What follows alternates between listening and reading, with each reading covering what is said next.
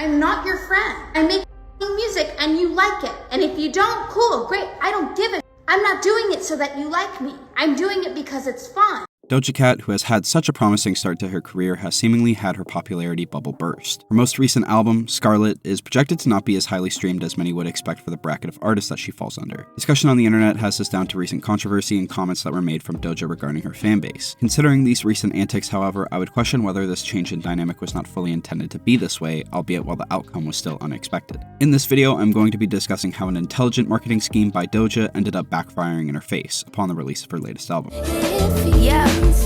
Look at me, you looking?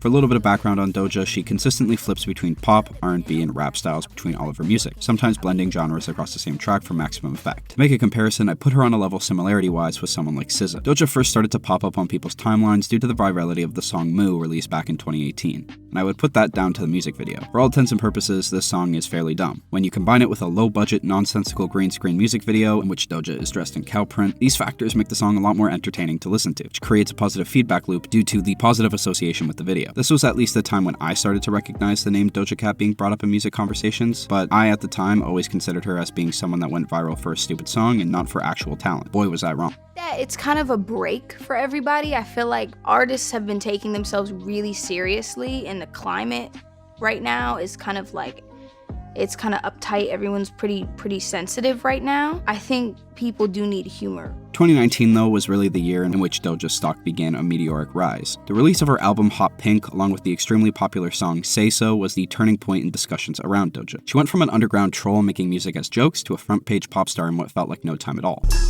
Buy my merch right quick. Look at my shirt, little bitch. Go to my website. Did you just do a plug on The Cave? Yeah. In fact, she was still even trolling with the album's release, saying she'd release nudes if Say So hit #1 on the Billboard charts, which she never did. It definitely helped that TikTok was in its third year of release and was on the rise at the same time. TikTok picked up Say So and Streets from the album and took them to incredibly high heights. Even had a retroactive effect where songs off her project Amala, such as Sugar, were getting picked up by TikTok and then started to climb up the streaming and Billboard charts, despite having been released a whole year earlier and not receiving as much attention at the time of initial release. All these factors cemented her as being the star of a new generation of music fans, and her status in the industry was really solidified in 2021 with the release of Planet Her, including heavy pop hitters like SZA, Ariana Grande, and The Weeknd amongst the talent pool. Kiss Me More became a #1 record, and at the moment, 3 songs have over 1 billion streams on Spotify on the album. She also went on to sell at arenas worldwide and became one of the most recognizable and sought-after artists. She no longer was an internet personality making satirical music about the music industry, she became the face of the music industry. So it is all the more shocking that recent projection of Scarlett's album sales is that she's only going to do about 70K. Now, 70K isn't anything to scoff at. Some people won't see 70K of anything in their entire lifetimes. Plus, the industry has changed a lot. No longer are bundles being considered a part of album sales, and that changes a lot of the number scaling dynamics. But when you see artists like Taylor Swift, The Weeknd, SZA, Drake, etc. doing anywhere from 200 to 500K first week with their albums still, it becomes a lot more questionable as to the disconnect between her numbers and her popularity. She's the 5th most streamed artist on Spotify at the time of this recording with 75 million monthly listeners. Drake only has 2 million more monthly listeners than her, yet all of his latest albums' first week sales blow Scarlett out of the water. So what has caused the massive drop-off for this album? Well, I personally think that it all started in white supremacist chat rooms, to be honest. Back in 2020, Doja got herself embroiled in some deep drama regarding the type of environments in which she would put herself in. Video footage started to circulate around Doja twerking and flashing a bunch of dudes in chat rooms of prominent online racists and bigots. A lot of people and former fans tried to say that Doja disliked her own race and how she looked, and tried to assert that some of the language used across some of her songs were derogatory towards black people.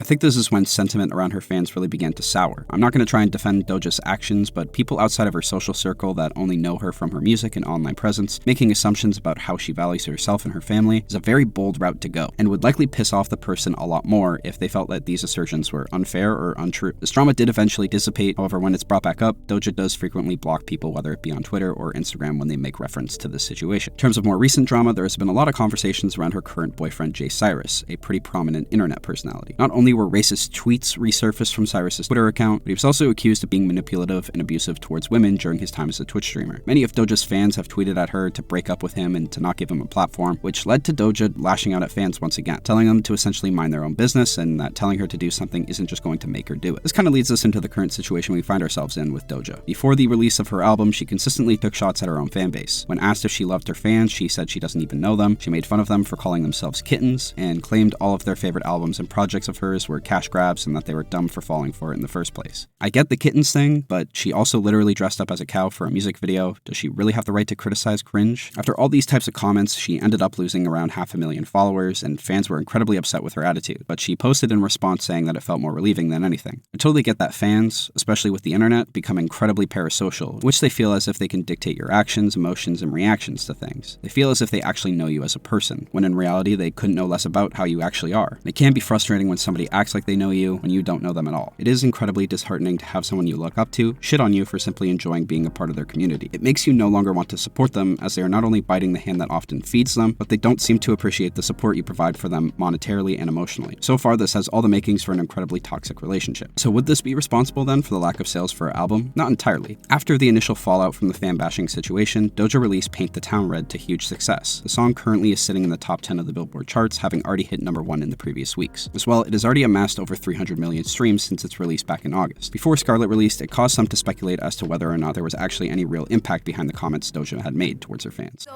Fame ain't something that I need no more, 'cause bitch, I said what I said. So clearly there was still interest in her music, even if she shits on her fan base. So again, why aren't the sales better for her new album? Well, it's down to poor marketing strategy. This whole outburst that she had towards her fans almost felt premeditated. Everyone knows that controversy increases publicity, which turns into profit and streams for her music. There's no such thing as bad publicity, but there are such things as bad uses of publicity. When Doja was promoting this album, she was trashing fans on social media and then posting images of herself in very demonic getups. So it really sets up that this next album as being a really dark and gritty project, encompassing all the twisted feelings Doja has towards the music industry and culture. It makes it seem that we are going to get something sonically different than what we have gotten from her before, but that couldn't be further from the truth. I mean, stylistically, it definitely feels different and more rap-focused and singing-focused, but there are still pop ballads on here about chasing after relationships. I mean, how are you going to be doing all this just to have a song like Often be on this album? I actually do enjoy a lot of the songs off this project. Can't Wait, Attention, and Love Life are all highlights for me, as in terms of the vibe, they were what I was expecting to be the focal point of this album. When you're seeing all these outbursts online and also this treacherous imagery coming out around the album's release, it sets the expectation that Doja is going to get really real on this album. And she does on some of the songs, but I feel like it's almost a mistake to have songs like Wet Vagina and Demons on this project. What do they add thematically or musically? They aren't radio hits, nor are they enjoyable records. Just weird for being weird. And I think that a lot of people had a similar feeling from listening to the first few songs from Scarlett. They didn't get the vibe that they were expecting and so felt discouraged to continue listening, or felt discouraged from repeatedly listening to the album.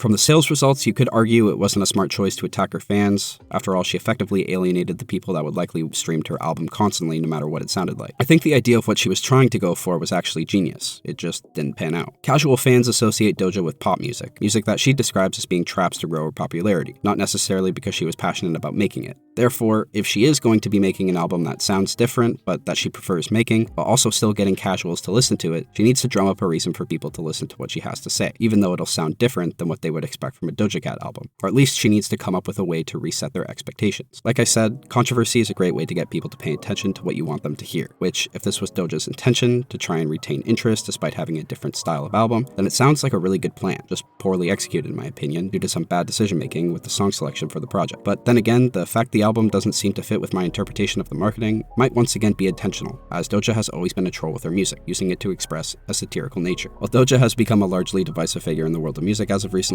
does she hate her fans? I personally don't think so. Was she using controversy to market an album? That's my theory at least. Did this drama backfire? Absolutely. She didn't get any more additional streams from it, and she definitely drove away her ultra-loyal fans that would have replayed the project endlessly. It seems that her strategy blew up in her face, and regardless of the truth of the matter, this outcome would be extremely humbling for an artist of her caliber and popularity.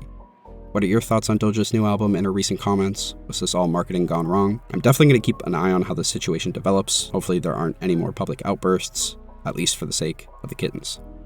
Can't believe I just said that.